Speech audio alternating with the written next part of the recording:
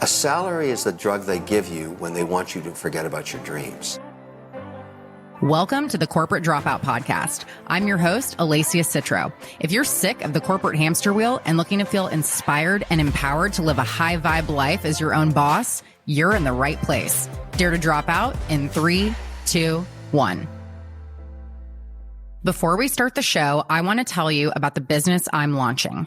Do you have a business idea, but you don't know where to start? Or maybe you've started your own business, but you know there are boxes you need to check when it comes to taxes, finance, legal protection, marketing, and more. Same. That's why I founded Thea Collective.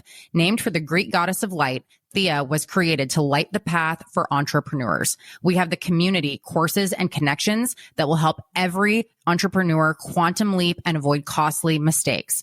Learn from experts across professions and get the blueprint you need for your business. Text BIZ, that's B-I-Z, to 949-577-8709 or head to thea-collective.com to learn more. Hello, friends. Today, I am interviewing Kacia Fitzgerald, multi-passionate entrepreneur, speaker, and podcaster who is on a mission to help women unapologetically share their voice and message with the world. She is host of the top-rated podcast, Empower Her, with over 4 million downloads in the first 3 years.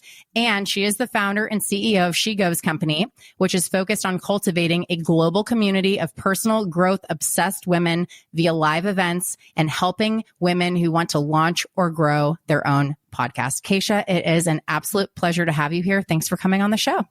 I am so excited. Even just chatting with you a couple minutes before, I'm like, I feel like we're going to vibe. We're going to add so much value and like, let's go, girl. I'm pumped about this. Feeling the vibe too. As soon as you popped on, I was like, yep, this is going to be a good one.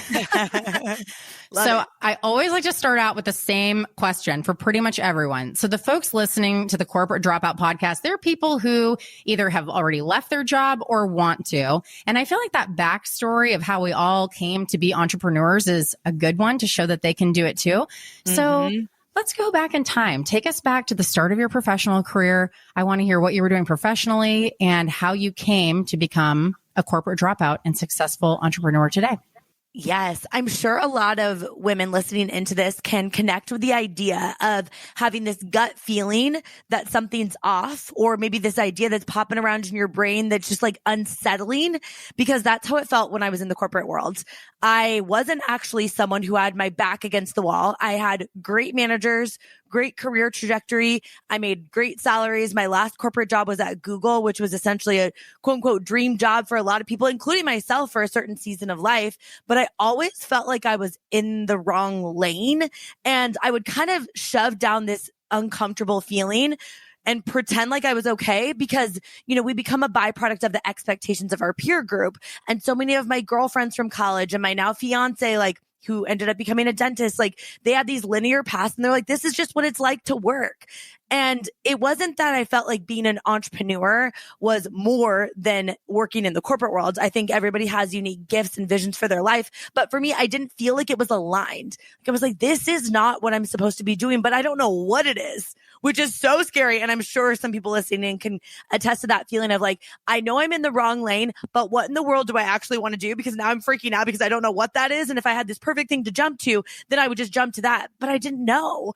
So instead of looking at that discomfort as this annoying, uncomfortable feeling, I decided I'm going to decide this is a gift. This is a gift that I've got this uncomfortable feeling, and it's my job to figure out what that actually is. So my first business started back in January of 2014 on the side of a corporate job, and it was in network marketing, which I think a lot of people in the entrepreneurial space start in network marketing. I learned a ton about myself. I had opportunities to speak to thousands and thousands of entrepreneurs on stages and got to really grow and learn. And then a couple of years into that, I was crushing all these milestones, making a very substantial amount of income. And then I got that gut feeling again, like something was off and I needed to make a change. I'm a big proponent of starting things on the side. I'm not a jump and the net will appear type of person. And from a financial perspective, I was supporting both my fiance and I while he was going through NYU dental school. So I didn't really feel like I was in a place where I could just like hope that it worked out. I was like, somebody has to pay for our bills. So I started on the side my podcast back in the end of November of 2018, was really consistent with that, developed a community, which of course we can dive into all of that around the podcast, and then figured out really like, what does my community actually want?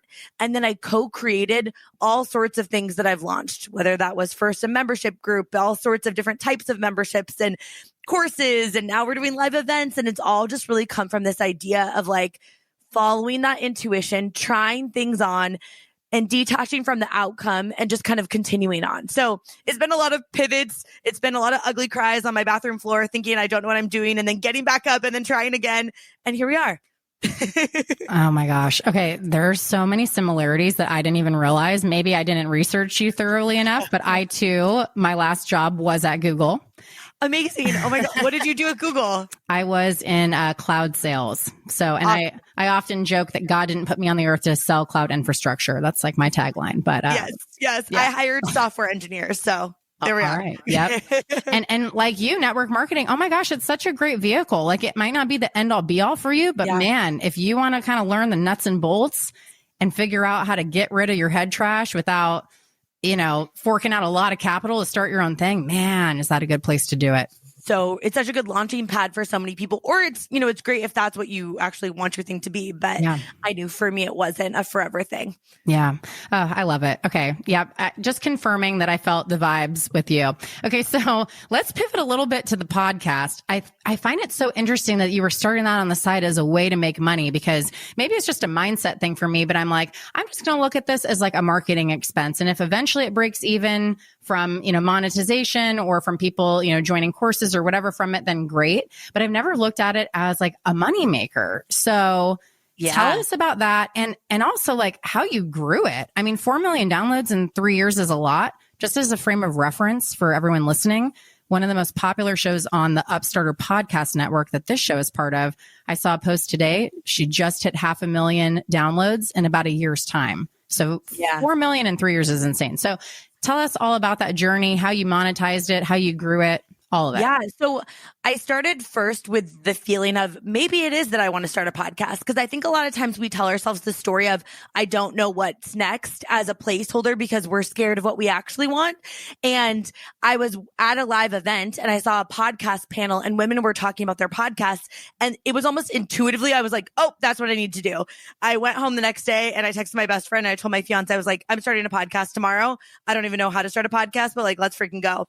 And I knew that I had to get skin in the game, because if we hold our dreams too close and we just tell ourselves, or, even a couple people close to us, it's a little bit different than if you put it out there. So I posted on social media that I was starting a podcast. I didn't have a name for my show. I didn't have any idea what I was doing, but I really just took people along on the ride.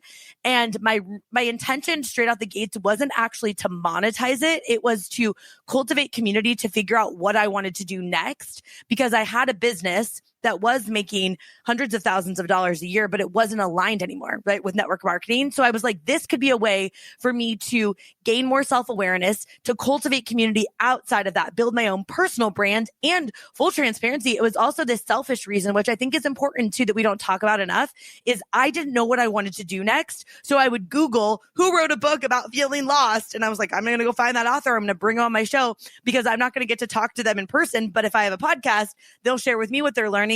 I'll just kind of pull back the curtain and then take my community along with me.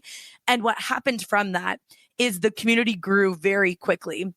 And I think it was because of the transparency. A lot of people try and pretend like their ish is all together. They're like, look at this like perfect launch and this perfect podcast, and look how much like everything's going so well. And I would share about the guests that I was interviewing and the creepy voice, notes or video DMs that I would send to people that I really wanted to have on my show. And I would show that I was DMing Oprah and she wasn't responding to me. And I just kind of made it really fun. And I was really focused on the process and falling in love with the act of podcasting rather than what the process could produce. And that was so fulfilling. And I think it was a little bit different than a lot of podcasters in this space at that time, where I saw a lot of examples of people that were a few steps ahead of me that were like, oh, let me tell you about back when I was in your stage. And I was like, what about podcasters that are like, hi, yesterday I was crying because I don't know what I'm doing with my life, and now I'm talking about it on the podcast. And I think that's what really started to grow it very organically straight out the gates.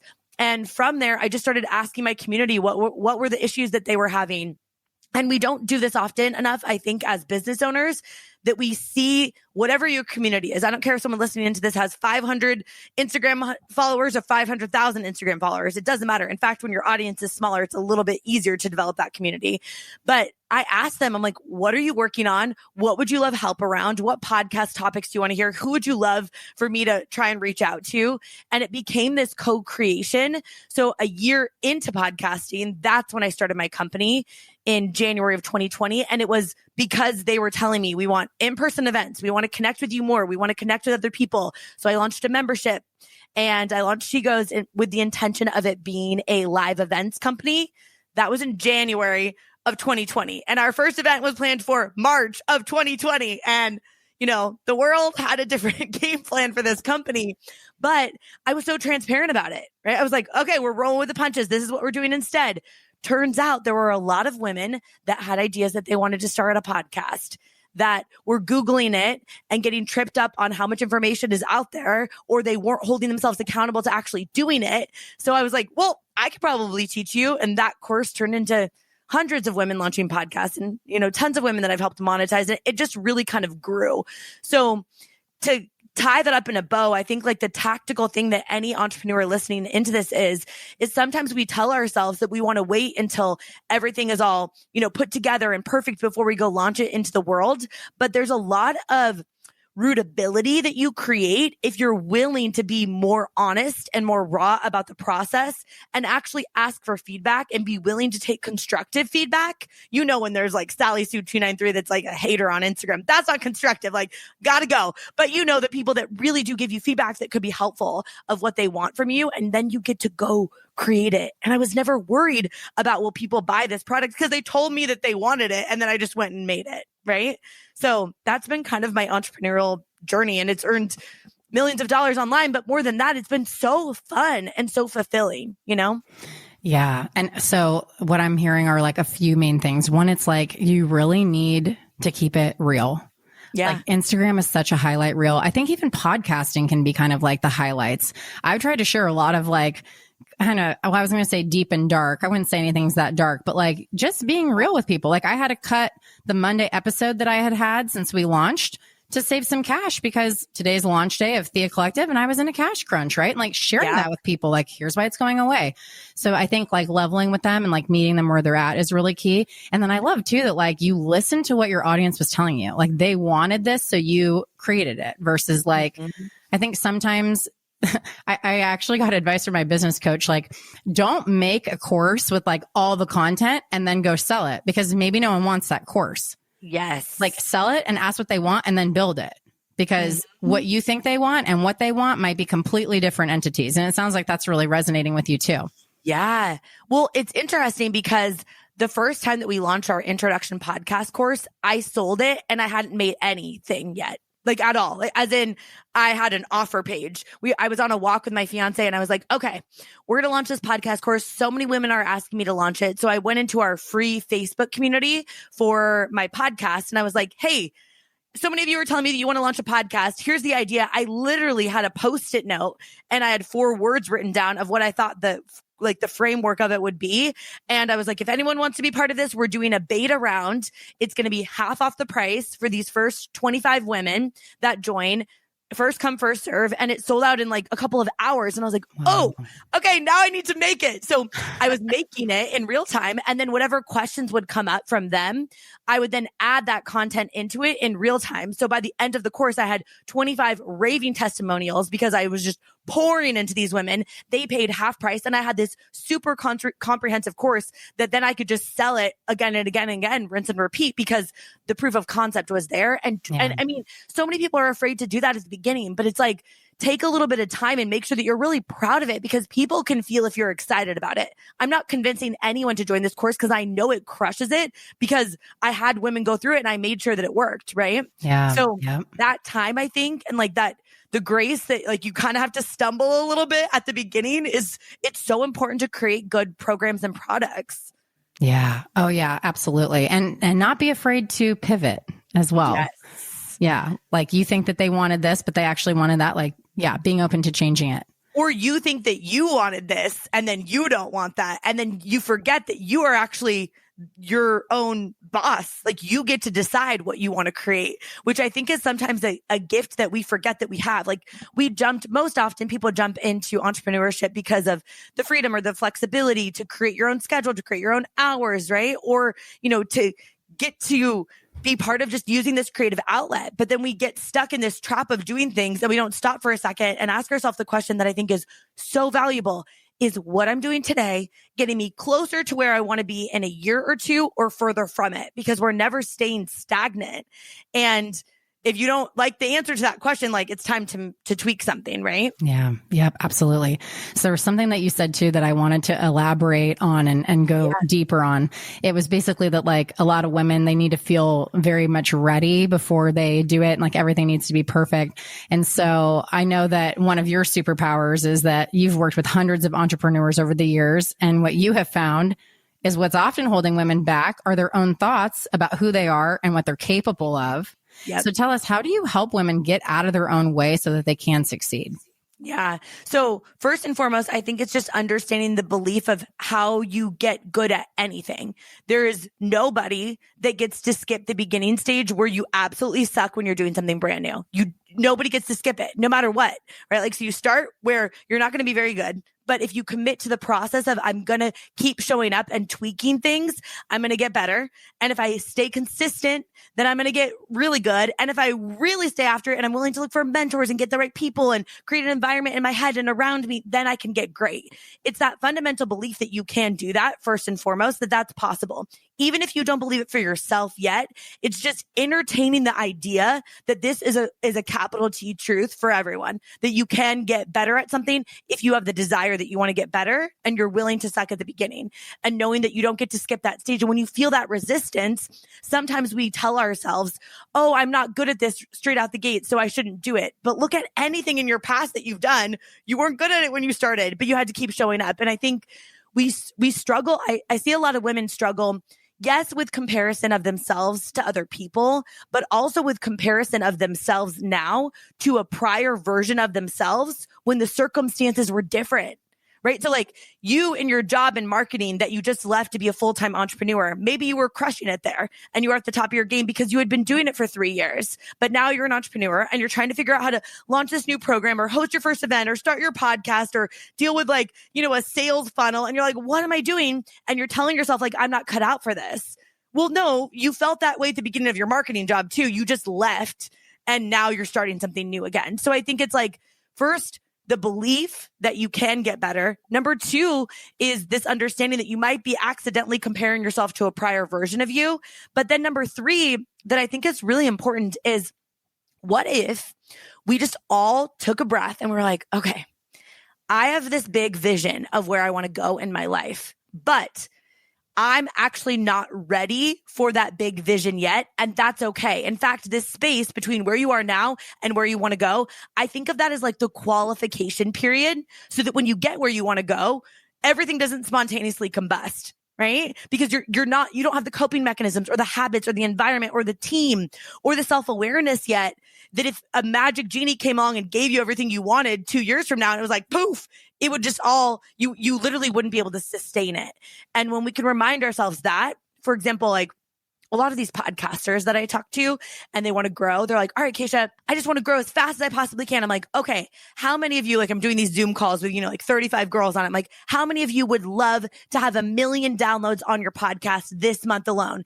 And the chat goes crazy. They're like, yeah, me. Like, I'd love that. I was like, interesting. I've been doing this for 3 years. We get 250,000 downloads a month on the podcast now. And I'm so grateful for that. I am not ready for 1 million downloads, because what happens with that many ears listening into you is also people that don't vibe with you. You have to learn how to handle that amount. Like, it happens a ton of people that email you and DM you. And if you want to have the type of community that you want, like, you need time to adjust to it. So it's almost like feeling grateful for the pace at which you're moving and understanding that that's how you're going to sustain it. And that's how it's going to feel fulfilling.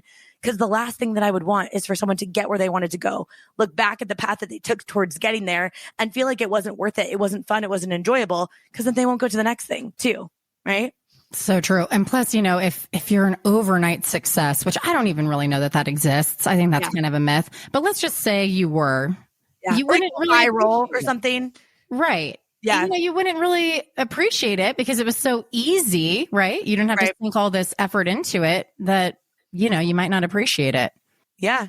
And I think that's really what we also crave. It's not just accomplishing the goal. We think that we want the goal, but really we want the feelings that we think that we're going to experience when we get to that goal.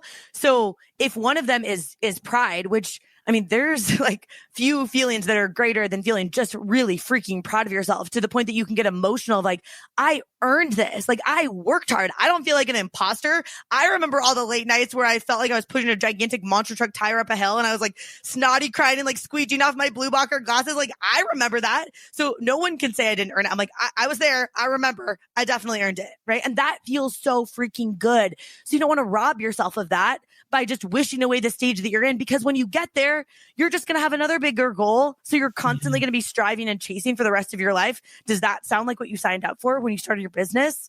Not me. Yeah, you got to enjoy the journey. Kobe Bryant, I talk about this quote a lot. Kobe Bryant actually said that when they asked him once, what does it feel like to realize your dream of winning championships? He said, that's not the dream. The journey is the dream. Waking up and going to practice when you don't feel like it. That's the dream. So you got to enjoy the here and the now. And, one other thing I just wanted to add too, I interviewed Sean Croxton on the show. It's been several months back, but he said something that really stuck with me. He was talking to someone who was making, let's say like $50,000 a year. And they said, Sean, I'm ready to make $2 million a year. And he was like, I don't know if he actually said this to the guy, but like, no, you're not. Like, if your identity is not at the point of earning $2 million a year, you're going to find a way to lose all of that money to get back to 50 grand. So thoughts on that? Yeah. It's like that whole thermostat concept, right? Yes. That you're going to regulate to your preset standards of what you believe is possible, which is why environment is so important. You have to literally, I don't like to give prescriptive advice that I feel like maybe would work for someone and wouldn't work for other people. But this is like a truth. You absolutely have to take inventory of the people around you. There has to be people that are further along, a couple steps ahead, that you can borrow belief from proactively, which is why, for example, your program is going to be so helpful for people, because there's going to be people that are at different stages. You're at a different stage, but also listening to podcasts, getting in the room at events, like just seeing what's possible, because it's really hard to be what you can't see, but you need to see someone who is living, breathing proof that you can say, okay, like if that person can do it, so can I. Yes. But if you're living in your own bubble and you're not like exposing yourself to other people that are operating at a different thermostat level than you, it goes with anything, with business, with health. If everyone around you is eating trash food all the time and you have health goals, of course you're going to struggle, because everyone is going to be like the crab pot thing where they're trying to bring you back down to them. It's just the human nature, this tendency that we have. So we have to be aware of that for sure. Oh, so good. Okay. So this is kind of a more personal question than I usually ask, but I wanted to get the scoop. So I saw on Instagram, you just returned from your bachelorette party and you're getting married next month, correct? Yeah. April 9th, after 13 years of dating. Oh my gosh. Congratulations. So exciting. So one of the things I've noticed in my entrepreneurial journey, now I've been a corporate dropout for like 8 months, something like that. I've noticed that like entrepreneurial women really aren't discussing, or at least discussing enough, in my opinion, how to be an entrepreneur while in a marriage or a committed partnership. So like, for example, I have a really high risk tolerance, and I do not mind spending money because I know that that's how you make money. I will invest in myself and knowledge like all day long. Right. And I know that everything will work out. My husband doesn't share that same level of optimism. So is that something you've had to deal with? And if so, what advice would you give? Yeah, it's so interesting because my fiance we've been together for 13 years. So we've evolved through all sorts of different chapters, me starting in all sorts of businesses. I'm very comfortable with risk, as you are. He definitely wasn't. He was a dentist who did, especially like looking at someone like that with such a linear path, like go to undergrad, go to grad school, graduate, work your way, it's just so laid out for him. He was 100% much more comfortable in this bubble until he started to see kind of how much joy and fulfillment I was having in the options and the opportunity. And he was like, wait a second, I kind of want a taste of that. So he actually left dentistry 6 months ago to jump into real estate investing. So we've gone through a lot of transitions, and I actually love this topic because I think sometimes we tell ourselves what we want support to look like from someone else, but we don't loop them in on why, or understand that people can only give advice from their own perspective. So I was very comfortable with risk, and to this point, I'll go do whatever. And I believe that in my ability to figure things out. Even now, 6 months into this, even with our current financial situation and the opportunities that we do have, he's still less comfortable because he's had all of this experience of being in this very calculated, mechanical way of going about doing things. So I almost have to give him time to catch up and let him understand the way that you can support me is by letting me kind of do this and understanding that I am comfortable with this. Even if you're not, I'll try and communicate the best that, we can together to make sure that we're on a team. But this is one of my strengths. And one of your strengths is that you can be this this touch base with me where we can put our two personalities together and see it as an actual strength. Because especially in a marriage or a relationship with someone that you are marrying, you're committing to this for forever. So you might as well get on the same team as quickly as you can and start to see those things that you might identify as not as fun.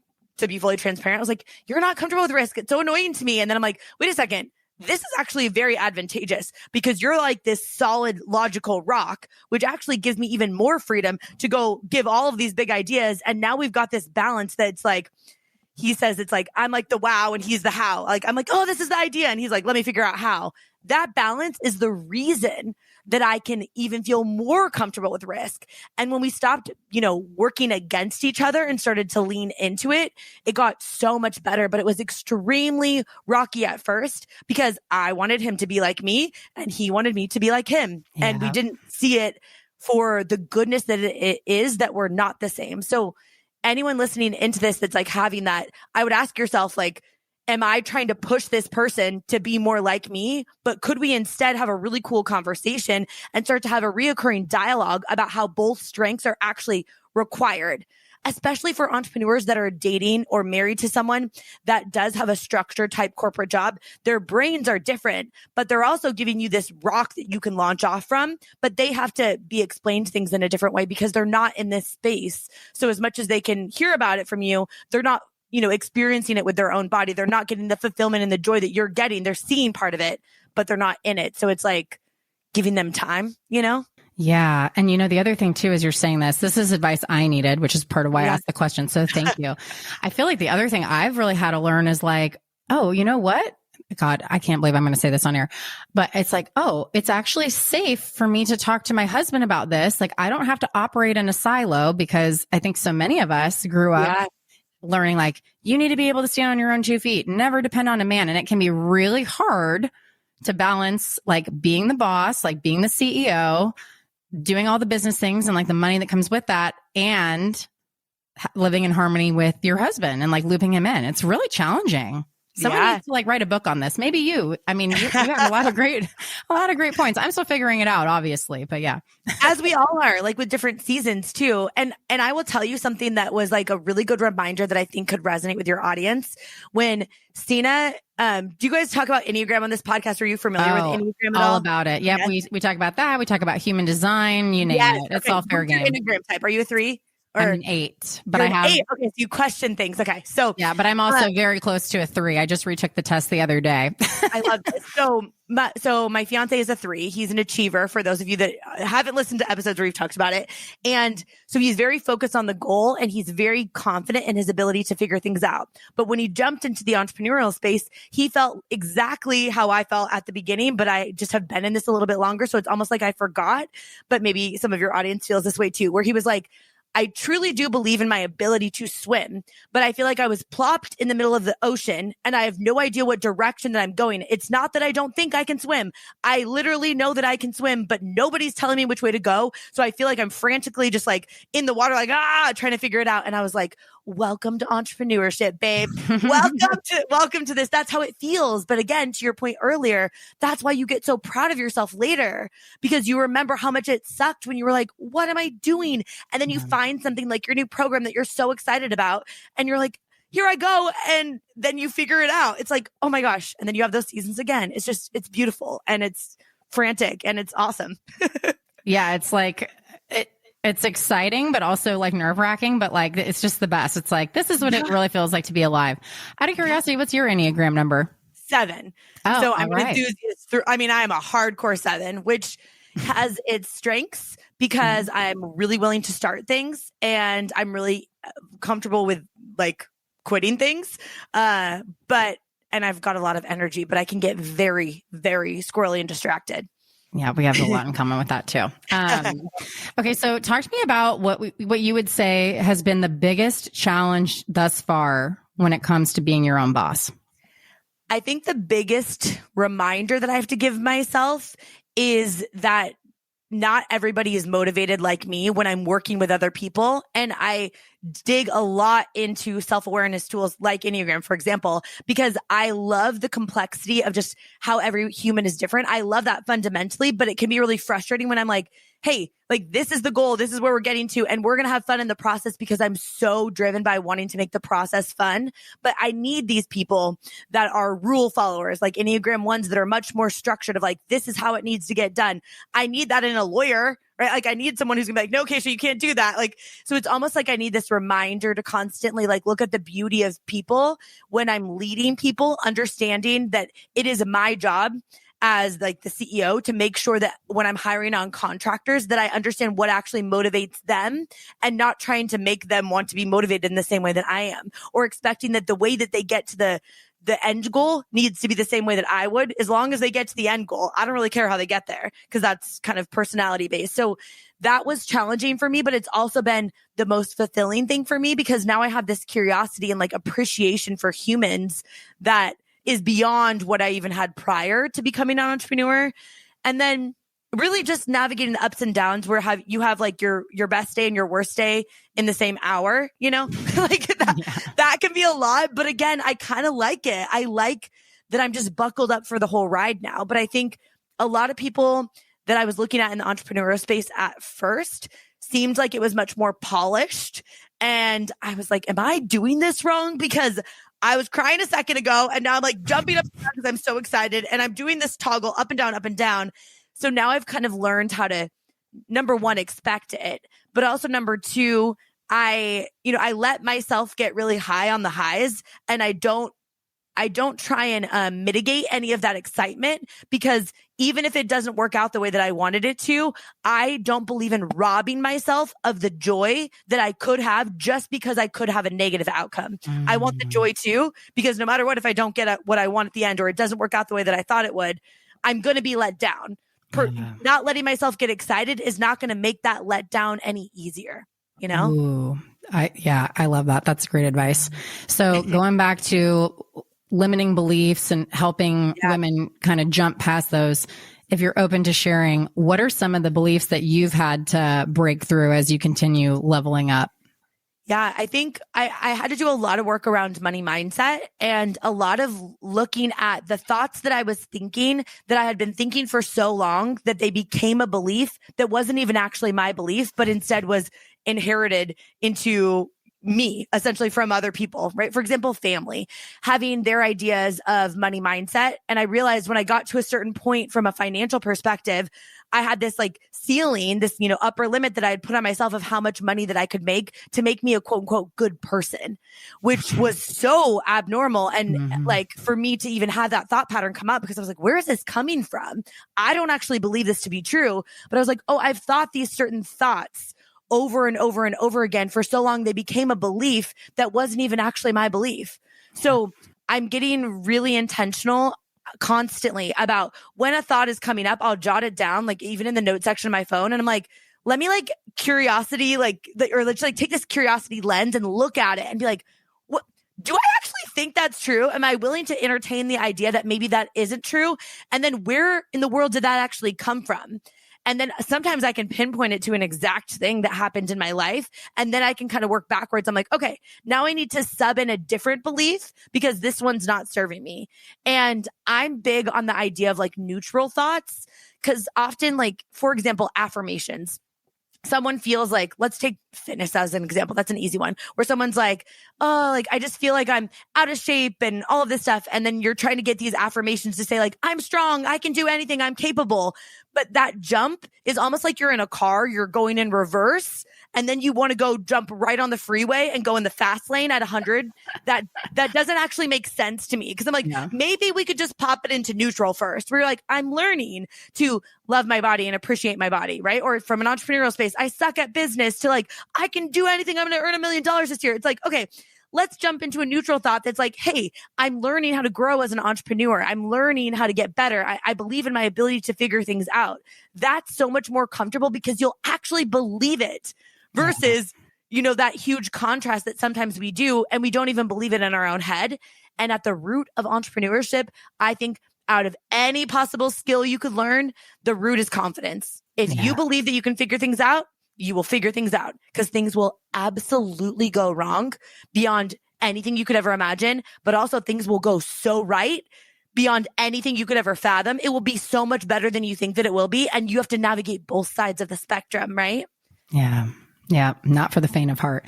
You know, with the affirmations thing, I learned this. I follow Manifestation Babe and she shared this. And then I talked with my coach and she even made it a little bit more profound. So let's use the example of you know, you haven't worked out in 6 months and you're saying like, I am strong and I am fit. And that's a lie, right?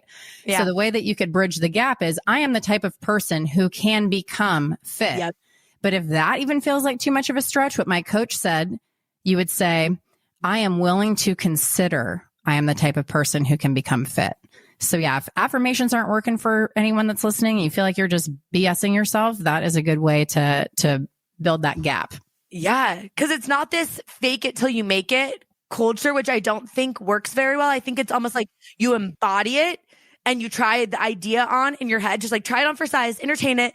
And then you become it because you're embodying, you're starting to think the thoughts like the person who can accomplish that goal. You're starting to ask yourself those questions. Yeah. And that's the secret sauce because when you believe that's who you are, then when you don't do those things that are supportive to getting you where you want to go, you're like, wait, what is this? Right? Like I'm the type of person that works out. So like, why am I not working out? And you start to feel weird not doing these things that once were difficult for you to do because now they're part of who you are. Yes. I love that. Yes, me too. The concept of be, do, and have. I talk about that all the time. You got to be the person that you want to be, like next level. Yeah. Do the things they do, have what they have. Kacia, this has been awesome. So before we sign off, tell our listeners a couple things. What are you going to be talking about on the business tip mini episode that drops tomorrow? And then I want to hear how people can connect with and work with you. I love this. I want to talk about, as a business tip, how to cultivate community in your business and your brand. And you can connect with me. My favorite social media platform is Instagram. It's at Kacia, Kacia.Fitzgerald. Everything else is at KaciaFitzgerald.com. My podcast is called Empower Her. It's a Monday, Thursday podcast. Come check it out. We do saucy little pep talks, fun interviews, all of that jazz. I love this. I love being here with you. I'm so happy we're connected now. So I know, thank you this so was much awesome. for having me. Yeah. And thank you for coming on too. Like it's always very humbling when I get to talk with someone who's like so much farther down the road than where I am now. It's like what you said, it's like borrowing the belief. So thank you for that. This was just amazing, inspiring, and I love your energy. I wish that we were in person. Thank you so much. And I just have to say one thing. Isn't it cool that you're doing that right now, right? All of us as women that are showing up and just building our businesses and building our brands are showing other people. Someone's looking at you and it's like, oh my gosh, she's proof of what's possible for me too. And we all get to do that to someone else. Like, oh, I love it. Anyway, thank you. I appreciate you. Thank you. See you tomorrow. This episode was brought to you by Thea Collective, the learning community I founded for entrepreneurs. Text biz, that's BIZ, to 949-577-8709 or head to thea-collective.com. That's THEIA-collective.com to learn more. Thanks for listening to the show. If you enjoyed today's episode, please help me get the word out about the corporate dropout by screenshotting and sharing this on social. I would appreciate it so much if you would subscribe and leave a 5-star rating and review as well. And I do this show for you, and I want to hear from you. So tell me, what is it that you want more of? Text me at 949-541-0951 or slide into the DMs at Corporate Dropout Official or Alacia Citro with 2 underscores. Until next time.